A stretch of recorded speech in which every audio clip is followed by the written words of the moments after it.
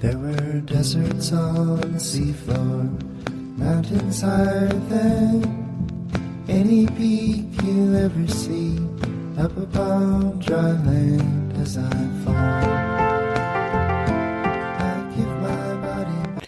Hey guys, it's Joel, and it's been a minute. I appreciate y'all listening to the Taproot Therapy Collective podcast. It's been a while since I just sat down and recorded an episode like this one, where it's just me talking for this mini episode. We've been doing a lot of interviews, and that's been really fun. Things have been really crazy, and I'm going to give you a quick update before we get into this mini episode. So this was, I wanted to wrap up the Cults and Conspiracies series, which we lost some guests during that. Things were crazy, and we kept hitting scheduling issues, and my schedule was nuts, so wasn't as robust as I wanted, but it's really fun. If you haven't listened to those, I'd go back and check out Matthew Rimsky and Julian Walker and John Alelich and see what they have to say about cults and conspiracy theories, because that was a fun series. I wanted to have a sit down with Alice and our other host, James, and have a discussion, but everyone's schedules are all over the place, and we didn't get to do that, so I was going to go through those, and before I could get around to doing it myself or with them, the episode that we recorded a bit ago with James Maffey about Aztec metaphysics and mythology got posted, so this one will be going out after the cult series has already been moved past, but I don't know, man. Que sera, sera. So a few updates. My schedule's been crazy, and I hope to get back to doing this more regularly. I've kind of had long COVID. I might take breaks, might write more. But we just had some emergencies with the clinic and different things that I had to deal with. Now that we're on the other side of it, we're probably in a better spot. One of them is that the building almost got sold, which would have ended the practice. So, luckily everybody was able to get an LLC and purchase it, which also means that we can have a podcast studio and a place to sit down and do live podcasts with guests, or maybe not live, but, in person video. So that we're not on Google Meet. All this stuff is probably, I don't know, at least 6 months away, but it is in the pipeline. If you're one of the listeners who has sent email to me, thank you. And please don't hesitate to reach out about anything. We kind of talk about a lot of stuff, culture anthropology, the cutting edge of trauma treatment in the future, the past of psychotherapy, the history of that, and then the way that psychology informs like arts, design, cultural movements. You cast a wide net, and anyone who wants to talk about anything weird, I encourage you to reach out, because you may make a great guest for the show. I mean, some of the people who've reached out became guests, even though it wasn't what they were reaching out to do. If you have an idea for a good guest, send me an email, because it's, it's a wide net, but we're still like a little niche. And I make a lot of jokes about, the clinical psychology 101 student, or they take the research 101 class, those clinical psychology students, and then send me an email saying I shouldn't have a license because I said something about brain spotting or whatever, or Carl Jung or whatever, and that is very funny. I like to make fun of the bad emails that I get, but it isn't the majority of them. And if you're listening, if you like it, please rate it. Please write a review if you want to, but really reach out, because the point of it is connect with you, as somebody who is into these things, not to be a huge show up there with Joe Rogan. There's a lot of things we could do to make the podcast more visible. And we don't, because that's not really the goal. The goal is to support people that are kind of in this space and want to talk about this stuff. So that said, thanks. There's been a lot of chaos. I look forward to there being a studio on the horizon, where we can sit down and talk about these things with a bigger cast of people that's not just me, and have more perspective, and have some guests in person. Also get excited about getting back to the trauma treatment episodes and some of the stuff that's on the horizon, and being able to write a little bit more. I appreciate you. Thank you for being there. Thank you for bearing with us. And I hope you enjoy the cults and conspiracies episode. So all that said, here's some takeaways from that I wanted to sit down, because all of the guests that we had when we did cults and conspiracy theories had a pretty specific focus. And that's great, but not everybody is kind of synthesizing all the information that I'm trying to synthesize. They're talking about their specific area of expertise, because that's what a guest is supposed to do. And so to kind of synthesize that, I was hoping I could get scheduling with Alice and James, because I know that they have some experience with these things, but maybe we can do that later. So first thing is, I want to make a distinction between a cult and a conspiracy theory. Cults are something that, or cults or high control groups is a word that you hear used now. They're things that take over and run a huge part of your life and then later replace your identity. I know that these things, there's a Venn diagram. I can hear you already saying in your head, yeah, but conspiracy theories do that too, but let me get through it. Like the cults tend to operate by having, sometimes through a charismatic leader, sometimes through, a teaching or some sort of ritual process of trusting the process. What they do is they take you and they say, here are all of these things that you need. And then that diagnosis is usually right. If you look at somebody like a Keith Raniere, if you look at somebody like Keith Raniere's of the Nexium cult, which the documentary The Vow and what's the other one, Seduced? There may be a third one now. I don't know. What they're doing is they're going up and they're making a diagnosis. So he goes up to Sarah Edmondson and he says, you're coughing, but you're not sick. And you're doing that because you think that you have to be sick to get attention. Who are you without that? And it changes her life because she's like, I've done this my whole life. My dad gave me attention when I was sick or whatever she says. I don't remember her psychoanalysis of herself, but she says basically that woke her up. So then she's kind of in a vulnerable state where she feels like she doesn't know who she is, but she's ready for growth. She sees this thing that's been holding her back. And then Keith Raniere says, okay, you got to do this process. And you understand how, and I'm not going to go through the whole Nexium indoctrination, but the diagnosis is right. Charismatic leaders, cults, if it's like a text or something that people can kind of project on or is sort of vague or has a process, it's going to leave room for people to do this diagnostic part in a way that is unique to them, because not everyone's running from a different thing. We all have a different shadow. And so what Keith Raniere did, and what most cult leaders are able to do, is come up and say, oh my gosh, you have a father wound, you have a father-shaped hole, and you've been trying to stuff that with drugs your whole life, and you've been trying to stuff that with music and this other identity and sex or whatever, and now you're trying to make me be your father and project that energy on me, but I'm not going to accept it. You need to become your own father, and the person's like, oh wow, that diagnosis is real. Right? That somebody can diagnose what you're running from and you're suffering, and they can still have a prescription that is complete bullshit. And sort of that is what advertising is, right? Like, and advertising isn't necessarily a cult, but they are operating on that same mechanism where Starbucks is saying in the 90s, hey, you think a coffee shop is like a cat and some books or whatever. That isn't. It's a new way of life. Okay. If you're younger, you have no idea what I'm talking about. Okay. Because you don't remember what a world was before Starbucks. But Apple Computer, if you're, some of you may be too young to remember this, but it was like they came on the scene and they said, this computer is not like, and I'm specifically talking about their advertising. Don't send me an email and say, well, computers used to not be intuitive, and Steve Jobs wanted to say, well, this is a bicycle for your brain. This is supposed to work. Okay, I'm not talking about the actual product. I'm talking about the way it was marketed, okay? So like Apple Computers said, here's an artist blowing dust off an thing they built in their studio, and they have this Apple Computer, and they have this thing, and here's this guy going on this long journey, and the iPad's in the leather case, and he's a, bespoke gentleman checking his thing. And they were trying to say these people live intentionally, they live artistically, they have a very small quantity of very nice things, because those nice things cost a lot of money. The computer is next to the heirloom watch or knife, because it's going to be the same thing, it's going to last forever. It's not. Computers don't last forever. But you're supposed to feel that and intuit that, okay? And that diagnosis of like, you want to be an artist doesn't mean that you need an Apple. That diagnosis of like, I want to go on this thing to have this part of my life, I want to have a new way of life, that doesn't mean that you need a cup of Starbucks coffee. The diagnosis in a cult and a conspiracy theory, in predatory therapy, in predatory religion, like you'll see the same thing in religion, they'll get that. I mean, a ton of religions, they lead with these basically like self-help techniques from the 70s now. Like I've had people tell me, oh yeah, you're just running from stuff. You don't know that you have a black hole in your heart that you're trying to stuff with all this other stuff. They don't even know where that line came from. Their pastor or something said it to them. But like that came from human potential type cults in the 70s and Synanon and things like that. So like a lot of these things make a diagnosis, and then they tell you that you have to do something to feel better, or you have to do something to be whole, okay? So that's what makes it a cult, is that in that spot, that person is taking away, they're clocking you, making you feel like you're moving towards authenticity. Then they're taking away your authenticity, and they're replacing it with something else.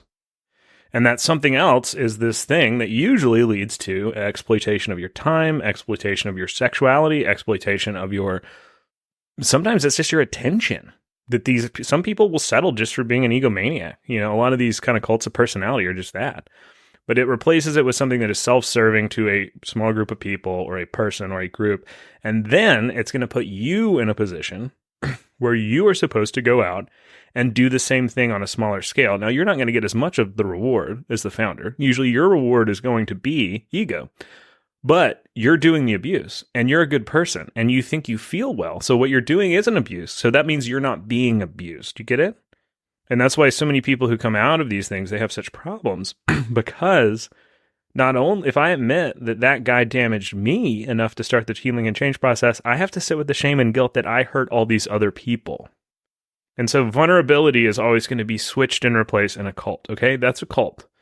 The difference in a cult and a conspiracy theory, or I think conspiracy movement might be a better term, because there's conspiracy theories that are right? And I know the thing happened. I just don't agree with the thing that people are doing with it. And then there's also conspiracy theories that are wildly insane and are just not real, but the movement around them is like pretty mainstream. So I don't know that the theory itself is the problem. I'm going to say conspiracy movement, right? So what a conspiracy theory, how that differs from a cult, right? Is that with a conspiracy theory, you are feeling a group of people is deciding that there is a course of action, because that's one of the reasons I don't like theory, is people sitting around and diagnosing this thing and talking about it and writing books about it or believing it or going to church to talk about it or going to academia to talk about it or school to talk about it and just talking about it anywhere, that isn't a conspiracy theory, right? Because conspiracy theory involves action. Now, the action might be talking, right? The difference is that the conspiracy theory, you've made the leap that what you are doing is messianic, is important, is fighting back, is empowering you against the forces of darkness in a way. Now, a cult can't really empower you the same way a conspiracy theory can, right? Because Keith Rainier, he needs you working all of the time. He needs your finances and your sexuality and your whatever. Like, you've got to be tired. You've got to be exhausted. Matthew Rimsky was talking about one of the high control groups he was in, and he was saying that the only time where he had time to realize that he was in a cult was when he was in the kitchen, because he just got to feel a little moment of joy while he made something. I mean, he was making it as slave labor for this organization, but it was like one of the only places where he could feel himself, because he was so tired and going in the process. It wears you down. You can't clock out of Nexium and then go do QAnon and storm the Capitol. Like, you don't have time to do that. The conspiracy movement is taking something and saying this action is actually empowering, it is good, it is going to get you to fight back, and you're making a difference. So it's a cult is giving you a false sense of authenticity, right? An authentic self. A conspiracy movement, and I know there's some overlap, but its main mission is it's giving you a false sense of agency. They're making the frogs gay, they're making the kids gay, the Disney movies are contaminated, no one knows that Jesus is coming back. Whatever the cult is doing, it's saying all this stuff, and then it's telling you that if you get on Facebook and you post, you're fighting back. You're in this, you may just be talking about it, like I said, but the talk becomes the action. Then that we have this little bubble of people and we're spreading the word, and it's growing, and it's on 4chan, and you've got to go out and find younger kids and then co-opt their style and their culture and bring them into this thing. And people are waking up, and people in other countries are even supporting us. That feels like I'm doing something that is empowering to me. That's less about my authentic self being replaced by a leader or a group or a high control system. And it more is telling me something that's either negligibly effective or actually harmful to the world and myself is great. That there's a secret conspiracy that on this pizza restaurant in DC that doesn't have a basement, there's actually a secret dungeon of kids, and I'm going to go shoot that up because Alex Jones told me to. That's me feeling empowered to go act on behalf of, as a conspiracy theory. So there's overlap between these things. They are technically different things. So where are they similar? Causationally, I think that they are very similar. So the psychology of these things, I'm going to take a quick break, jump back to cults, right? So there's a ton of diversity in both cults and conspiracy theories, but one thing that I think is notable, it definitely is not an explanation for why every cult exists, but I think it is, relevant when you're looking at why sort of charismatic leaders and certain religious, and especially that have a certain quality of a mystical or a messianic quality exist. So there's something that a lot of people have noticed called Gestalt-Gershwind syndrome, which is a type of epilepsy, basically. But people who have this particular form of temporal lobe epilepsy have a cluster of symptoms that if you look at cult leaders, mystics, a lot of artists, like different people throughout history, it doesn't always, it's kind of this is just a neurology thing. So it's amoral. It's not immoral. It's just amoral, and that it exists. And sometimes it can be co-opted on behalf of negative parts of your personality. A lot of times there's hyper-religiosity. There's this intense focus on spiritual or moral matters that is accompanied by religious visions and sometimes delusions. There's also hypergraphia, which is where you just compulsively write or draw. When I worked with schizophrenia, I saw this in about 20% of people. They were constantly writing, and I was like, what does this mean? And they're like, I have to get it out because this is the message for you to understand. And it was just total nonsense.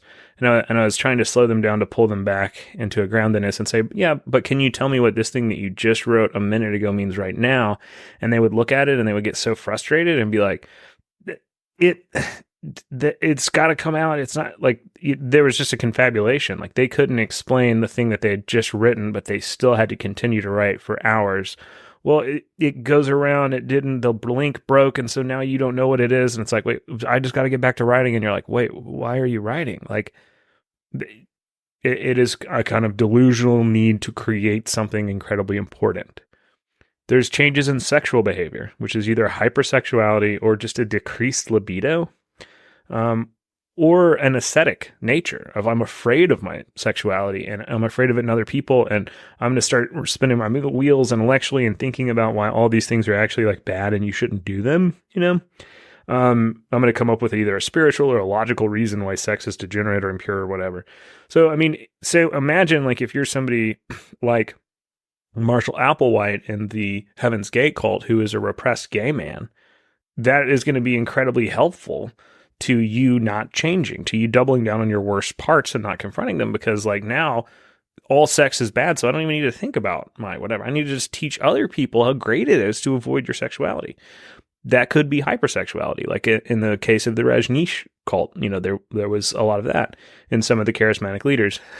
There's also like an obsession with like eating habits a lot of times with this kind of epilepsy. So restricted eating, fasting, eating at certain times, rituals, basically. It doesn't matter what the ritual is, binging, purging, it's a ritual. It's just a strange obsession with how there's a certain way that you have to do that is very extreme, normal parts of human life: creativity, eating, sexuality, emotions. There's an obsessive and a ruminative tendency. There's also strange humorlessness and sobriety that kind of clicks on and off. Like a lot of these guys, when you look at the history of the cult leader, you see that they're so dry and they do the teaching and then it goes on and then they laugh. And it's this moment of like liberation for the whole group because they have this moment where they're allowed to have humor. And oh, isn't this so funny? And you're turning the humor, the humanness of the group off by repressing emotion and humor, and then giving them permission to enjoy it. And you'll see when you see that dynamic in a lot of these tapes, if you watch any of these true crime things, it's kind of hard to unsee. So this is not. There's also like a weird, some people call it circumstantiality, but I call it like a spiral. There's like a spiral of language. You see it in people that are like addicted to maybe benzos or something and then still using them. Like there's certain kind of YouTube philosophy people that talk this way. And a lot of them in the past have been like, that guy's on benzos. And then people are like, no, he's a genius. And then later it turns out, yes, he is actually on benzos. But they kind of talk in the way that a J.J. Abrams movie tells a story. Like J.J. Abrams, if you've ever seen his stuff, is scene to scene. It's compelling and it makes you're following what's happening. But you back up from the whole movie and you're like, what was the point of any of that? Like, or why would they even have done that? Like, you're so compelled by, and then do you understand how this connects to that? But when you think of light, that's the opposite of darkness. What if we put the light and the darkness together? Do we have everything or do we have nothing when that happens? And if it's everything, well, then that means that there's a lot of power over here. But if we have nothing, then that means we have none. Okay, what I just said is zero. I said nothing. Like, that is meaningless nonsense, okay? So Alan Watts will talk this way, and he shares some of these features, and he has probably more of a point, and he's not a cult leader, right? Like, it was sort of working for him in a way that, like, a Keith Raniere doesn't. Like, by Keith Raniere, you can listen to 50 hours of this stuff, and your takeaway is that it's just so complicated because you don't understand it, and actually you must be stupid, when really the content is stupid and it doesn't mean anything. Like, a lot of these people have these features, and I don't know that Raniere had this, but I'm just saying, look for this when you're analyzing the leadership of a lot of cults. So, and not everyone has Gestalt. I want to say Gestalt because I'm a therapist. Gestalt-Geschwind syndrome. And I'm not the one that made that connection. There's a lot of academic work on that goes back a long ways. But when you're looking for the original person, because, you know, a lot of the things when you're looking at the cult leader, right? Like a delusion, I'm not one of those therapists I'm not Freudian. I don't think that spirituality is delusional. I know a ton of people who, when you're going back to the brain science we talk about of the front brain and the subbrain, where they had a moment where their front brain turned off. Their subbrain was incredibly active. And they're telling me about it. And they're telling me that they went into this place where they saw a connection to all things. They have a profound empathy for creation. They don't identify with their ego as much. They still want to be a person, but they don't really care about being a powerful or right or proud or whatever person. They just want to be loving and good and connected to other people. And they had this spiritual experience, you know, in that subbrain place. And I'm not saying that isn't real or it doesn't come from a metaphysical thing. I'm a therapist. I'm not a priest. And when you talk to them, it's working out for them. You know, they quit drinking. They went to this place. They turned their life around. People think they're easier to deal with. Maybe they change their job to something that's more fulfilling. It works out for them for the rest of their life. I know a lot of people where that happened. And I think that is interesting. I don't know where it comes from, but that kind of spirituality, I'm not saying it's bad because it's not logical. I don't think that's right. But a delusion where you have an experience in the subbrain that is beyond logic, that is beyond language, that is beyond time, it feels spiritual, okay? Which is what makes it. That's why I think people say, well, all spiritual people are just delusional, or all spiritual people are just weak and they're trying to find a way to make themselves feel powerful. That definitely is a dynamic. Anybody who says it doesn't happen is wrong. I don't think that's behind all spirituality, having sat with multiple types of people in a religious and non-religious setting, dealing with religion for most of my life. I don't. But when you look at somebody like in the Amy Carlson documentary, the Love Has Won documentary that about Amy Carlson, she is smoking drugs and drinking fifths of vodka and saying, well, for you, these are drugs, but for me, they're spiritual tools. She looks pitiful. They're in a trailer. And the people around her are saying, you can't see it, but I see it. And she is God. And I feel that. And she's dead. And they're still in that cult. They still believe that. Everything that she said was going to happen didn't happen. That is a delusion that is looking and functioning like a spiritual experience. How do you tell those apart? Well, I mean, people get frustrated, especially Western, psychology, because there isn't an empirical way to do it. You can't give somebody the MMPI, the Minnesota Psychiatric Screener. You can't give somebody, a deck 4 and then have it say, this person is actually a guru and this person is a charlatan, or this person is having a delusion and this person has a spiritual experience. You kind of have to have done your own work with these things to just be able to get a vibe, and you still don't have certainty. And I think that is why a lot of scientists just say, well, that's not science, so I'm not going to go there, which, yeah, you're right. It's not, and you don't have to if you don't want to. But it's another reason why a lot of therapists, in a way that is not helpful, say all spirituality is bad, it's illogical, I'm an enlightened atheist, or they say all spirituality is good, and I'm just going to encourage everybody to be woo-woo, and in doing that, you enable a delusion, okay? So when you're trying to find somebody, just be aware of how they're treating those experiences. But, that is underneath these cults. I mean, you're wanting, if you're a cult leader, to find the people who are delusional. But the problem is, delusions, these people are not stupid. John Alelich has done a lot of work with this, where she writes about how, You don't actually want somebody in a cult who's not good at anything. If you've ever worked with like a toxic employee, like somebody who was being enabled by the organization, but like you didn't like them and like they shouldn't be there and they made everyone was like doing their job for them. If you had a cult full of those people, it wouldn't work. But really, those people are generally pretty like easy to get them to join cults, right? The cult is keeping those people out. Because what the cult wants to do is go out into the world and find these people who are super smart, who are super effective, who a lot of times have a ton of love, a ton of empathy, a ton of skills. And either before that person has discovered how to apply those in the world, which is why cults get worse when there's less pathways to economic, spiritual, psychological fulfillment in society. Cults get worse because it's easier for these people to be found.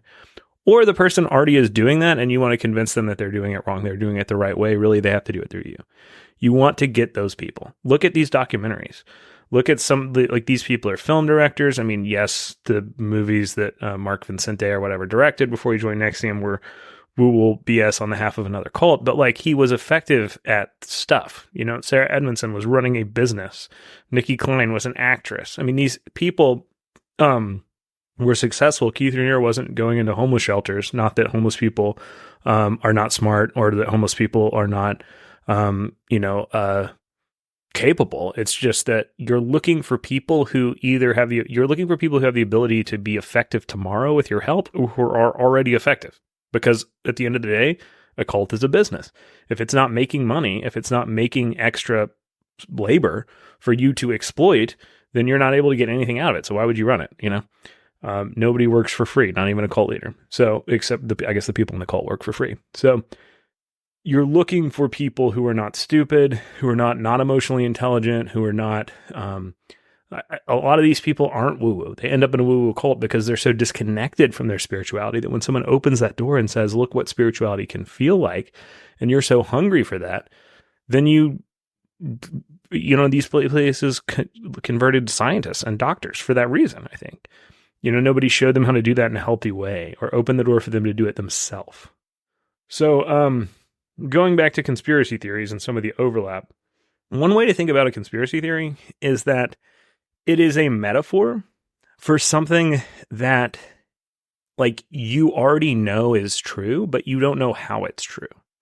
And so, for example, like, I remember there were all these things, I'm older, like in the 90s, you saw, everything was going pretty good. Like, people liked Clinton largely. Some people were angry about him, his values or something, but they still couldn't complain about the economy because everyone was doing pretty well. And so people were like trying, it was a time of kind of economic surplus or whatever. And I remember, like, my parents are boomers and they never said anything about this, but you just saw it through like movies or news or, the stuff that was on the things that I read that I probably shouldn't have read when I was a kid. It was like boomers would talk about, there were all these things that probably never happened. Like they probably weren't real. Or like most things like that, somebody did it like once in New York and then like wrote a story about it. And then other people read it and were like, oh, this is coming to the suburbs, but things like key parties, which was this like urban legend kind of, there again, a lot of overlap between urban legends and conspiracy theories, that you would just go to a party or somebody knew somebody because everyone was doing this, where you just like, you were going to a party and you thought it was a normal dinner party and you were going with your partner. And then they told you, oh, you have to put your key in this bowl. And actually everyone at this party is going to get someone else's keys and they have to have sex with that person. Like you would never accidentally walk into an orgy, like, especially not in 1990s America like that. If you want to do that, that's fine. But it's just, and I don't have any personal experience with this, but I imagine that like planning an orgy with a bunch of people from your church is probably a lot of work. There's probably a lot of groundwork and conversations that you have to have, but there is this feeling that like something wasn't right, or there was something about the civilization that they weren't understanding or they weren't getting. A lot of news from that 90s period was like targeted at this thing that the internet is coming. Yeah, AOL CDs are getting mailed to your house and this thing beeps and boops and it lets you send an email. And it's kind of lame, but it's going to change everything. And we're on the edge of this, like we were at this point where the rug was about to get pulled out from under everybody. And everybody kind of felt that. And they felt like they were going to be going through this routine where there was this normal thing that they were doing. And then all of a sudden, They didn't understand how the world worked. They didn't understand what the rules were. Their life was not going to look like their parents' life, even though they thought that it. And that was true. That was going to happen. And their intuition there was not wrong. But so much of that, I don't want to just talk about the 90s, that could be a whole episode, but like so much of that culture was anticipating this sea change that was going to make everything different in a way that would never go back to being normal. Some things like that you can predict, right? Like the internet. We knew that this was going to happen. We knew that it was going to change. We didn't know how, but we knew that we wouldn't be the same.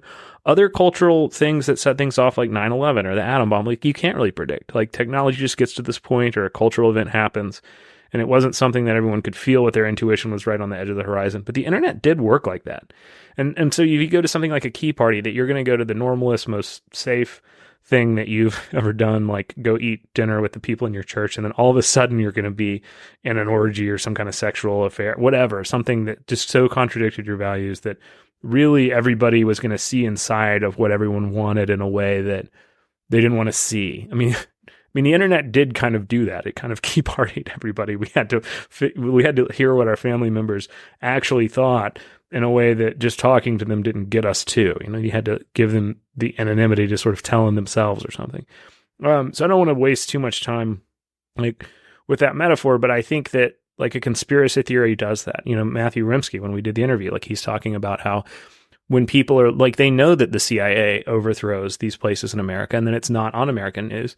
They know that Jeffrey Epstein was not just a financier in New York who all of a sudden got 10 sweetheart deals for no reason and then hung himself. Like they know that these things aren't real, that there are forces at work that we don't know.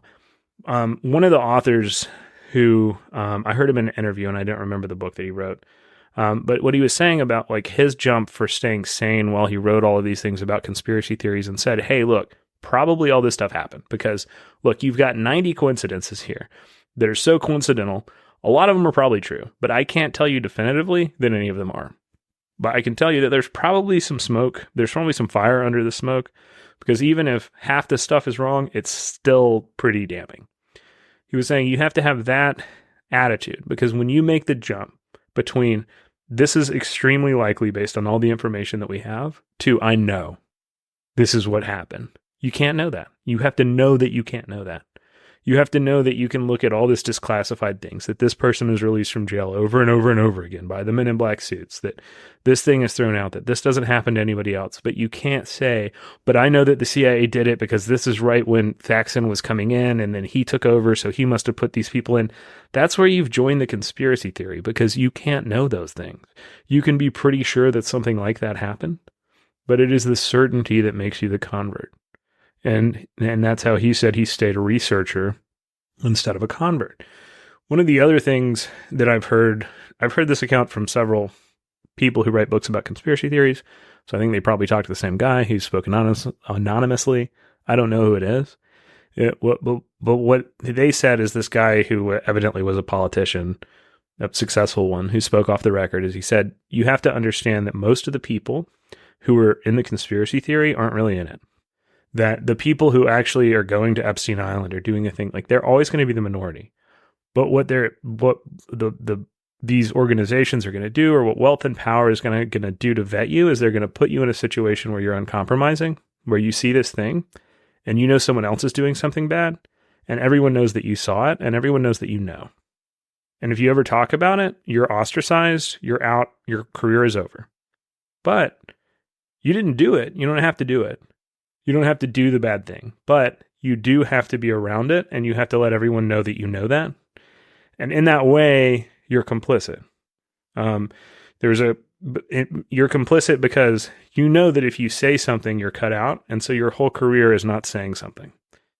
I think that's really interesting when you get into political conspiracy theories, and this is not about the adherents, the converts who get into them. This is about the reason that they actually exist, the systems that enable them, and wealth and power. Multiple people wrote books about, Epstein and Charles Manson's connection with federal intel and different things. And they were all kind of interviewing a politician at the end of his life who, evidently their research led them to this person. And that was something that he said. Um, but the thing that I think is interesting there is that certainty that you can never not know. And so most people are not researching that academically. They don't know half the information that any of these guys do. They're just looking at it and it feels right. You know, if you're old, if you're not have experience with people different from you, and you're watching TV and the world is changing and you don't like what's changing, and somebody says, hey, the president is actually a Muslim. The president is actually an alien. The president is actually part of a group of people from another country that are coming here to hurt you. And you see problems in the world and you feel like something's wrong. And then somebody tells you this is what's wrong in a way that speaks to what you're seeing, validates it. And it sounds right to you based on your cultural biases. Then you're just going to be certain that that thing is real. That is how most people think. And we can sit back and say, oh, well, I don't think that way. But there's a lot of things that are, I try not to talk about politics on the show, but where I can't get away from talking about politics is psychology is real. And a whole lot of these takes on things presuppose that it's not. Okay? So like there are certain things that are psychological inevitabilities. And so if something's a psychological inevitability and you say, well, it's my political position that isn't inevitable, I'm sorry, I guess that I'm being political there, because when you have no pathway in society to self-actualization, when you have no pathway to, and there's a lot of things that are part of that, economic stability, education, access to healthcare, a belief that the future is going to be slightly better, and in the worst case, not that much worse than the present. When you know, a way to actualize your goals, your potential, when you don't have that, it is inevitable that you will start having conspiracy theories. It is inevitable that you will start having cults. This goes back like to every empire on earth. Like you can go back to the Roman Empire when it's not doing so hot, and people are able to look at, you know, earlier generations were like, we're conquering all this stuff. The Gaul is getting paraded through the street. They're bringing in elephants and these animals that I've never even seen before and saying we conquered these countries. There's all this stuff that you're getting the bread card, and it's great. You know, it's successful. And then the empire starts to decline. And so they say, okay, well, here's the football game. Watch this to be entertained and get your libidinal rage out, but don't think about how like you're not actually getting what you want. Go to the gladiatorial thing and cheer on your team or watch whatever. I mean, they invest in the gladiatorial stuff, Rome does, when they want to distract you from the crumbling empire that is making your quality of life worse.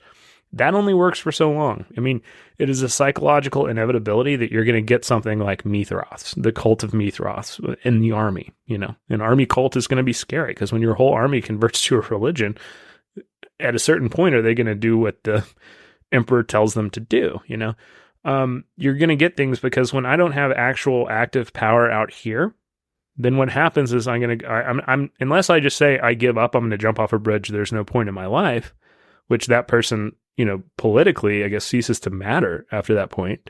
Just, it's sad. I'm not saying they don't matter, but I'm saying that they're no longer affecting the political process if you check out from society and go off into the woods. Then what happens is I move inward and I start to find mysticism, esotericism. You know, all the people who get bullied in high school, like those people are going to go, you know, inward and play D&D or be an actor, do something that involves masking and ritual and accessing and mapping parts of my internal self. And those aren't bad things to do. But when you have no power that is effective, available to people actively, when they know that if I can vote right or vote left, or go up or go down, it doesn't matter. I'm going to get the same result. The political process doesn't really reflect my ego, my interests.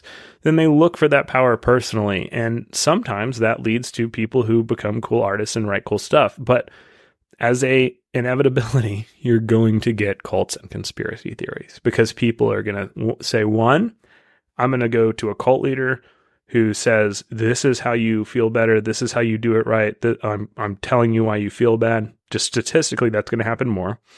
You're also going to have people who find a conspiracy theory and say, this system makes me meaningful and powerful and gives me action. Posting on the internet, going to this rally, sharing this information, fighting back. I mean, you get that language in the conspiracy theory in a way you don't get in the cult. I mean, the cult is saying we're going to tell you what to do. You don't need to figure it out. The conspiracy theory is like helping you infer um, what gives you agency. So I don't know. I hope that that's helpful. I hope that that's an interesting summary. I'm trying to think if there's any part of that I didn't get to. Some of those are rabbit holes that I could have gone down longer.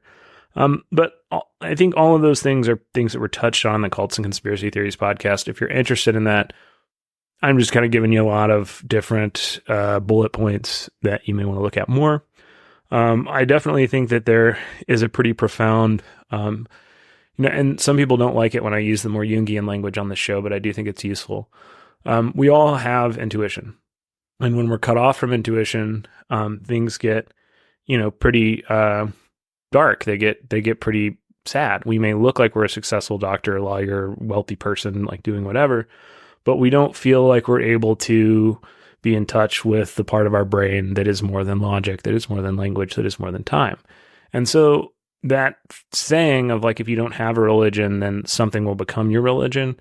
That, I remember hearing a bunch of people say that in the 70s. I wasn't alive in the 70s, but in when I'm reading and watching things, so I don't know who exactly said that. But I mean, that's what it's saying, is that if you don't make your intuitive function conscious, then it will remain unconscious, and that unconsciousness will control you. So a lot of the people that are in these, no one ever said, I mean, remember the diagnosis of the cult leaders, right? No one ever said, hey, look, you don't have to be sick to be important. You are important. You don't have to, you are an effective actor. You don't have to make movies on behalf of this other or your director or writer, you don't have to make movies on behalf of this other person's religious thing. You can find a point within yourself that you want to tell, that you want to say.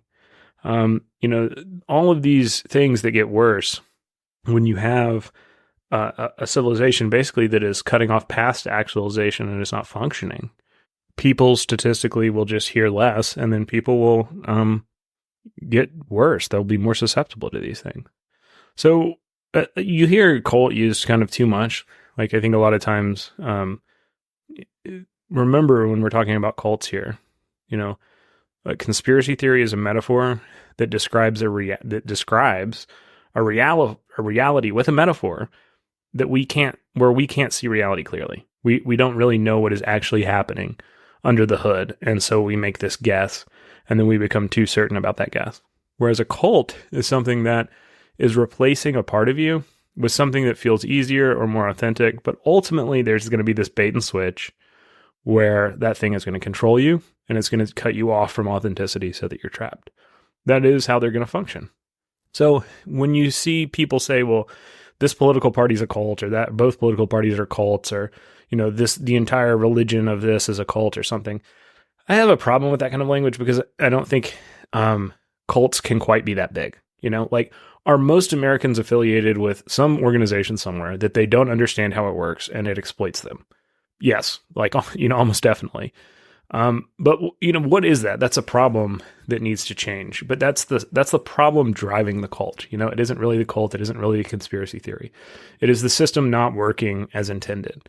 And there is an inevitability that I want to leave you with, where when two parties offer you no pathway to where most people want to go, and there's no pathway for another party to exist politically in a country, when you don't have humanities and liberal arts to put us in touch with history, and I don't mean history like the textbook history. I mean our own cultural history and tradition that makes these things that I think we see as modern inventions or modern realities, it cuts them off from us from really seeing their ancient nature or the archetypal nature of how they work. Again, that psychology is real, I think, James Hillman, the psychologist, Jungian psychologist, has that acorn theory about how, like, you may feel crazy because you're an acorn that got thrown into a sunflower field, but you were just an acorn. Like, you were born with this inner spark that you have to actualize, and we all have that. And when you are not seeing a way to become what you were supposed to be, then just our psychology is going to make us deflect, defer, or project that pathway to actualization onto shortcuts. And those shortcuts are going to be cults and conspiracy theories that are going to hurt us and hurt people around us. And unless you fix the systemic problem that is always going to be exploiting and enabling these things to exist and then scapegoating them a lot of the time, pretending that, well, these people are just crazy. Well, those people are just stupid, instead of like, our world doesn't work and it should work better. You know, they're a deflection away from systemic problems in a way that I don't think is good.